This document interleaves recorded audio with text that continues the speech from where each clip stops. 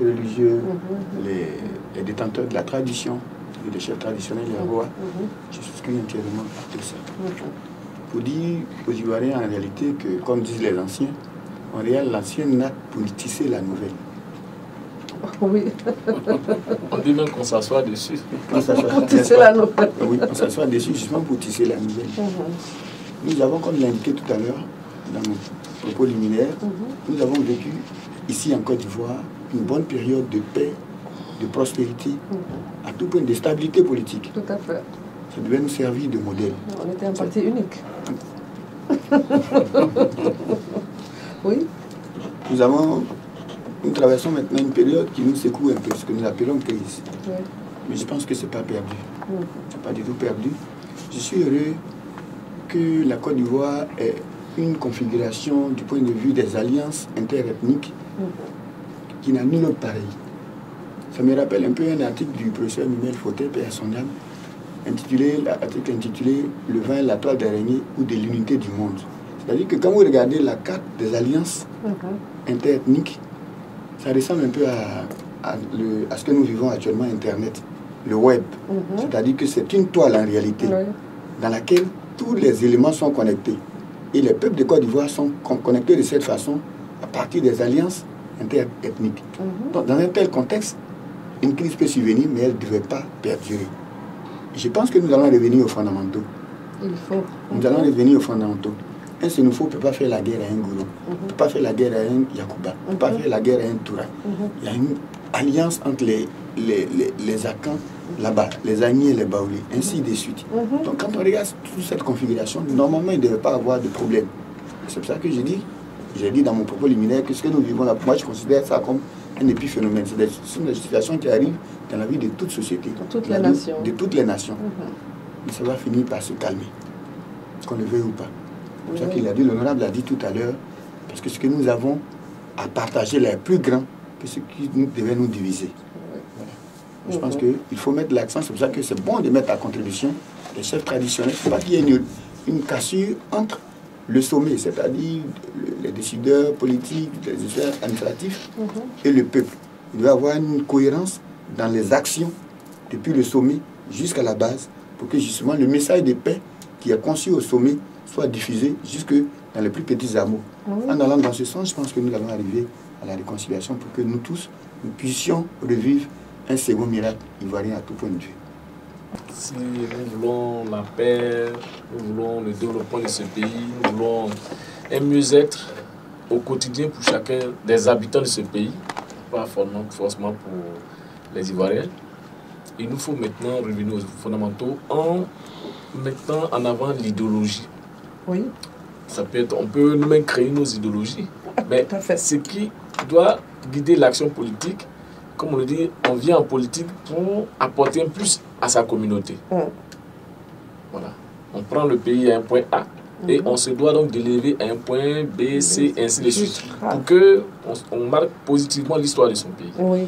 Mais il reste entendu, comme l'a dit le professeur Puy, qu'il y a des contradictions. Des gens, on a des populistes, hein, même en Europe, cela s'est vu. Bien sûr, oui. Ils arrivent, pour eux, ils s'appuient sur des thèses, ils savent eux-mêmes que ce n'est pas bien, des préférences soit ethniques, religieuses, bien de couleur, et ainsi de suite. Et puis bon, pour eux, ce qui importe, c'est arriver au pouvoir et puis l'exercer. Donc c'est le message que nous devons maintenant véhiculer, c'est des messages de réconciliation, de fraternité, des messages de solidarité, des messages de développement partagé, équitable, avec une meilleure répartition des fruits donc, du développement par personne, par région. Et je pense qu'on va y arriver. Parce que comme on le dit, un militaire, lorsqu'il a une calache, il peut tuer une, deux personnes, mais un homme politique, il a une âme plus grande, qui est donc sa bouche, qui est son verbe, qui est son discours. Quand il parle, c'est à des milliers de personnes qu'il parle, et ceux-là peuvent en une seconde se mettre en mouvement, et le dégât est souvent plus grand. Il faut qu'on en ait conscience et qu'on se dise que nous ne sommes pas là seulement donc juste servir nos intérêts, mais que nous sommes là pour servir les intérêts de la Côte d'Ivoire. Tout à fait, oui. Professeur, vous voulez ajouter quelque chose? Oui, je lui ai dit un mot. Alors, si vous me suivez depuis le début, je suis dans une perspective d'analyse diachronique, c'est-à-dire une analyse à travers le temps. Oui. C'est comme ça que je perçois la crise que la Côte d'Ivoire vit. Tout à fait. Je suis parti du début. Oui. Je dis, ce que nous vivons actuellement, c'est une étape de notre mouvement historique, de notre marche historique. Un moment, excusez-moi du terme, les gens se sont bandés les muscles. Dit, moi je suis le plus fort. L'autre dit, je suis le plus fort. Ils ont essayé. On a vu le résultat que ça a donné. Oui. Forcément, on va sortir de cela. Sur notre marche historique, là, on va sortir de cela. Parce qu'on a vu ce que ça nous a donné. Comme l'honorable l'a indiqué dans son propos. Il dit, mais on va finir par comprendre que ce qui doit nous unir est plus grand que ce qui nous divise. C'est pour ça que j'ai dit au départ que moi je suis très optimiste en réalité. Parce qu'on va forcément sortir de cela. Vous avez parlé du message qui est mal véhiculé. Moi j'ai inscrit ça dans ce contexte-là. Et puis les gens, comme il l'a dit, les populistes. Même là, le référendum qui a eu lieu en décembre, il y a eu un petit souci, il y a eu des problèmes. Moi j'ai dû régler une crise dans ma région. Parce que des gens qui se cachaient derrière des partis politiques ont intoxiqué la population. Tout à fait. On dit attention, on va vous arracher. Il y a des articles dont j'ai oublié la référence. Mais c'est un article qui porte sur le foncier rural. On dit attention, on va vous arracher toutes vos terres. J'ai dû me déplacer, aller expliquer aux gens, comme Laurent l'a indiqué tout à l'heure, qu'en réalité, la nouvelle constitution là, renforce vos droits, protège vos terres en réalité. On a dû faire une tournée pour que les gens comprennent. C'est vrai. Les chefs disent, mais c'est pas ce qu'on est venu nous dire. On nous a dit qu'on vient nous arracher nos terres. Voilà. Et donc, il y a cette démagogie de certains leaders d'opinion qui fait qu'on arrive souvent aux crises. C'est pour ça que chacun de nous doit être impliqué dans l'action que nous sommes en train de mener, c'est-à-dire l'action pour aller à la réconciliation. Puisque nous n'avons pas, comme il a indiqué tout à l'heure, nous n'avons pas d'autres terres, nous n'allons pas conquérir d'autres terres. Jamais. On n'a que la Côte d'Ivoire pour nous. Nous sommes condamnés à faire en sorte que nous soyons en paix pour que nous puissions laisser un héritage à nos enfants. Oui. Maître Kablan. Oui, concernant les messages qui sont véhiculés pour qu'il y ait la paix et la réconciliation, ces messages sont-ils suffisamment clairs? De qui proviennent-ils? On parle du sommet, on parle donc des décideurs politiques. Mais en réalité, quand on regarde ce que le commun des mortels pense, les Ivoiriens pensent de la situation, ils se disent que ces messages sont biaisés et partisans. Donc, la source de ces messages posant problème, est-ce que cela peut avoir un effet, une incidence réelle dans le cœur et dans la vie des Ivoiriens? C'est la question, la problématique qui se pose. Parce qu'il y en a qui disent que chacun n'a pas fait son travail correctement. Et là, je viens à mon domaine d'activité, sur le plan même juridique. C'est la justice. On l'avait décrié, on appelait une justice à deux vitesses, etc. Bien sûr, justement, j'allais en venir. Voilà. Oui. Donc, il n'y a pas de sincérité. Mais s'il n'y a pas de sincérité, il faut dire honnêtement les choses. Il n'y aura pas réellement la vraie paix souhaitée, la vraie réconciliation. Il y en a qui disent, mais tous les acteurs ne sont pas en présence. Comment vous voulez qu'on parle réellement de paix et de réconciliation réelle? Parce que si on le fait de façon parcellaire, c'est peut-être un côté de la population, peut-être qui va être fait, mais et l'autre côté. Alors que, comme on a dit, nous avons cette en partage.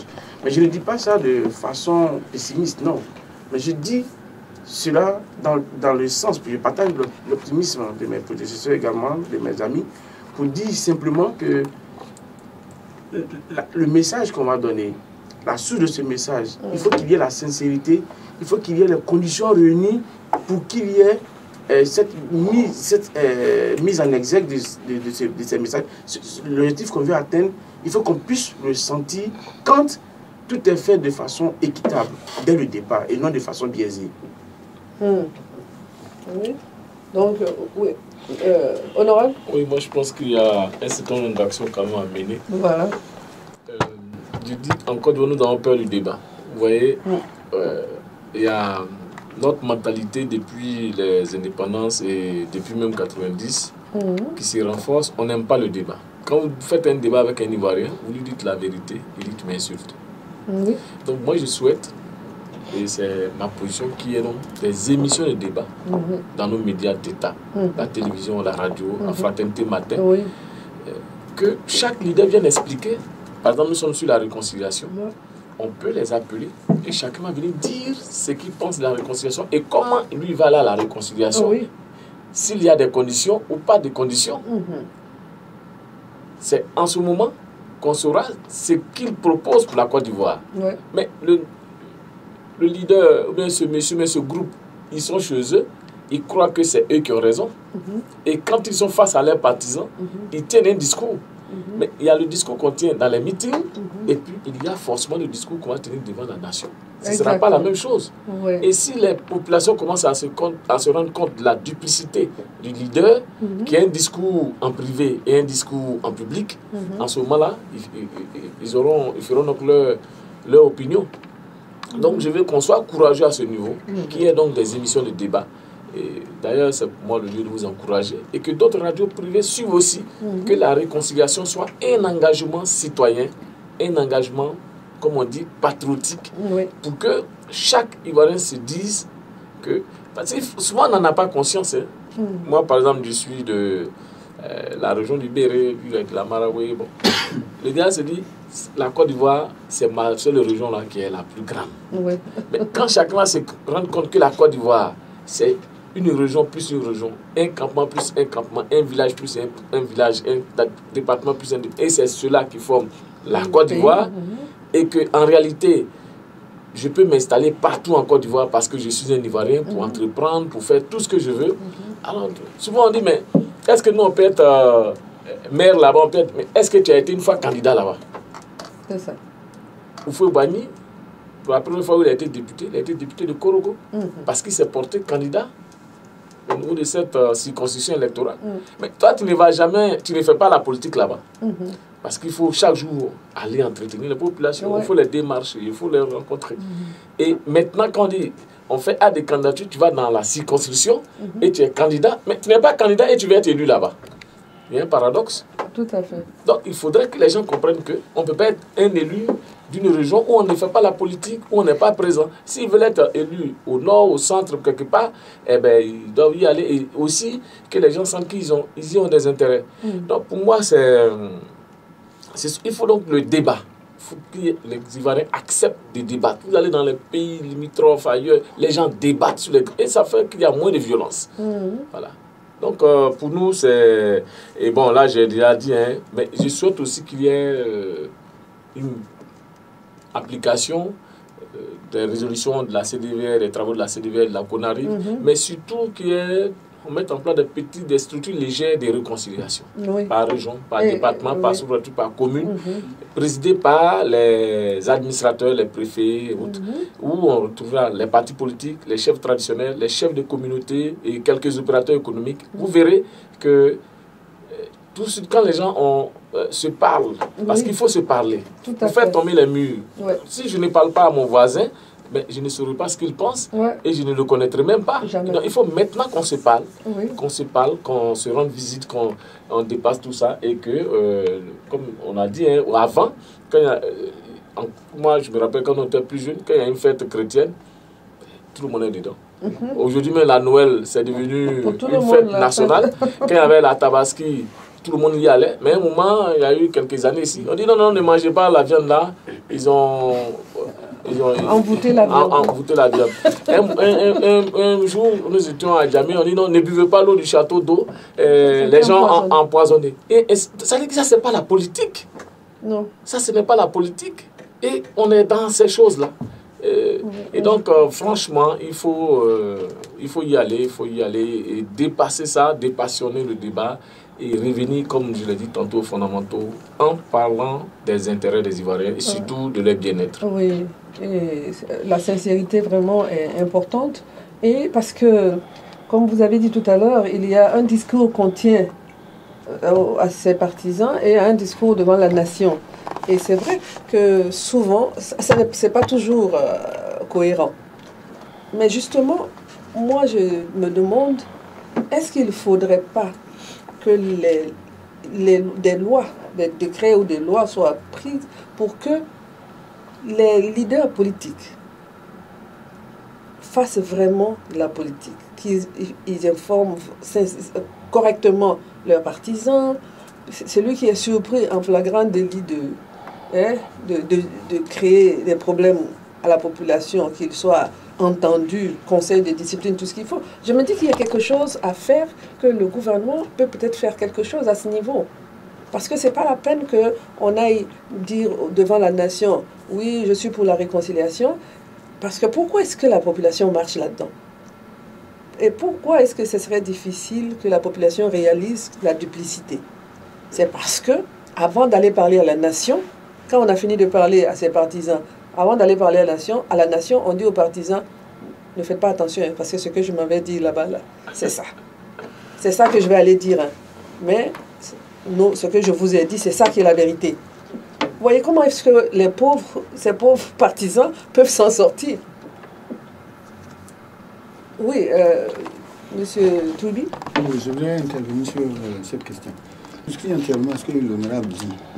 Je pense que c'est un devoir qui commande de chacun de nous la sincérité. Exactement. La sincérité. Je voulais donner un exemple tout à l'heure, à propos du référendum, où des hommes politiques étaient en train d'agir pour que les populations là se dressent contre la nouvelle constitution. Mais moi, je suis allé sur le terrain, comme on le dit ailleurs là-bas. J'ai pris l'exemple du nouveau pont de Boisflé. J'ai dit, mais le pont de Boisflé, qui doit aller à Daloa, vous avez déjà vu un policier en train de contrôler une carte d'identité, une carte d'appartenance à un parti politique pour pouvoir traverser le pont? Non. C'est une infrastructure d'intérêt national. Et la Constitution, là, est identique à cela. Je suis allé, j'ai expliqué, comme je lui ai dit, j'ai pris l'aspect, le volet qui concerne le foncier rural. Mais quand j'ai fini de leur expliquer, ils disent, ah, mais c'est pas ce qu'on est venu nous dire ici. Non, c'est pas lui, nous ne savons pas écrire. Nous croyons à ce que les gens nous disent. Ça veut dire quoi en réalité? Que chacun de nous, qu'on soit leader de parti politique, qu'on soit leader d'opinion, qu'on soit guide religieux, qu'on soit chef traditionnel même, qu'on soit cadre, etc. Parce que nous savons qu'en amont et en aval, la Côte d'Ivoire est une et indivisible. Nous devons faire en sorte que le message que nous prenons, j'ai envie de dire que nous prêchons même auprès de nos populations là, soit des messages qui vont dans le sens de paix, de réconciliation, pour que, comme je l'ai indiqué, qu'on revienne, qu'on atteigne le deuxième miracle ivoirien, dans l'intérêt de nous tous. Que Dieu vous entende et que Dieu fasse cela pour la Côte d'Ivoire. Nous en avons vraiment, vraiment besoin. Maître Kablan. Oui, je voulais rebondir sur ce que venait de dire le professeur Toubi relativement à l'implication dont vous proposez en solution des juristes, ou bien pardon, du juriste. Voilà. Alors, la loi, justement, devrait davantage s'impliquer. Mais il faut être honnête, nos pays en développement continuent de confondre le politique et la justice. La justice n'est pas réellement... Il faut avoir le courage de le dire. Mon frère Yaouro a parlé de débat. Il faut que je le dise. Il n'y a pas d'indépendance réelle de la justice vis-à-vis du politique. Il ne faut pas se le cacher. Voilà. Il faut dire la vérité. Et, par exemple, pourquoi on va nommer un ministre de la Justice qui provient d'un parti politique? Mais c'est déjà biaisé. C'est un parti qui est là, qui est au pouvoir, qui a son ministre de la Justice. Ça, est-ce qu'il va être suffisamment courageux, équitable sur tous les bords? Et quand même son parti aurait commis une grosse gaffe qui doit être réprimée sur le plan juridique, est-ce qu'il aura ce courage de le faire? Donc voilà la réalité. Si, pour aborder ce sens, avec votre implication dont vous parlez, si on doit le faire, demandons à ce que la justice soit complètement indépendante du politique. Et puis, par rapport à ce que mon frère vous a dit tout à l'heure, Yaouro, pardon, merci beaucoup. Yaouro m'a dit tout à l'heure, quand il parle de débat, les conditions ne sont pas réunies pour un réel débat. Parce que les gens ont peur. C'est la triste réalité, il ne faut pas se le cacher. ils ont peur, ils se disent que s'ils disent la vérité, par exemple, quand il veut dire, pour qu'il y ait réconciliation, il faut qu'il y ait tous les acteurs en présence. Mais ils ont peur, ils se disent, mais si je vais dans ce sens, est-ce que demain, je ne serai pas brimé chez moi à la maison, dans mon quartier, est-ce qu'il n'y aura pas une sorte de règlement de compte tacite? Bon. Ça ne sera pas tacite par contre. Oui. Ce sera un règlement de compte. Voilà, c'est ça. Donc, il y a ce blocage encore psychologique qui existe. Et quand on parle de débat, moi je suis heureux que mon frère le dise. Et j'aimerais que les conditions réelles pour débattre soient au fait et que chacun soit libre de s'exprimer sans appréhension, sans craindre d'être brimé quelque part, peut-être sur le plan professionnel. Parce qu'on va le bloquer, on dit, ah, tu as dit ça un jour, ok, ça te rattrape. On va te noter, tu n'avances pas. Mais ce n'est pas normal. Il faut qu'on dépasse tous ces comportements stupides et inutiles, parce qu'on va tenir des discours en vain, on parlera de paix, de réconciliation, quand dans les faits réels, dans la pratique, les éléments pour mettre en exergue cette paix, cette réconciliation, pour que cela soit effectif, vrai, ne sont pas réunis, on ne pourra pas atteindre cet objectif. Je voudrais rebondir sur la question de l'indépendance de la justice. Et je disais que, vous savez, hein, chaque jour, il faut mener le combat. Même aux États-Unis, on continue de se battre. Tout à fait. Vous ne voyez pas depuis l'élection de Trump, mais les gens battent chaque jour. Il n'y a pas de démocratie idéale. Voilà. C'est-à-dire qu'il n'y a pas d'indépendance aussi de la justice. Aux États-Unis, oui, c'est les juges qui prennent leur indépendance. Et ce n'est pas au ministre, c'est pas le ministre qui gère les cabinets. Le ministre fait donc de la coordination. C'est un administrateur, il fait donc de la coordination au niveau de son office. Donc moi, c'est, par exemple, vous voyez, quand au niveau de la Cour suprême aux États-Unis, mais quand un républicain vient, il nomme un militant républicain. Mais c'est lui maintenant qui assume son rôle pour dire, bon, c'est vrai que j'ai été coopté par un parti politique, mais pas un courant politique, mais le travail que j'ai fait ça pour toute la nation. Et c'est pour cela que on doit revenir au discours d'Obama, au Ghana, qui a dit, en Afrique, il faut des institutions fortes, plus que des personnalités. C'est vrai qu'il faut des personnalités fortes pour incarner ces institutions, mais il faut des institutions encore plus fortes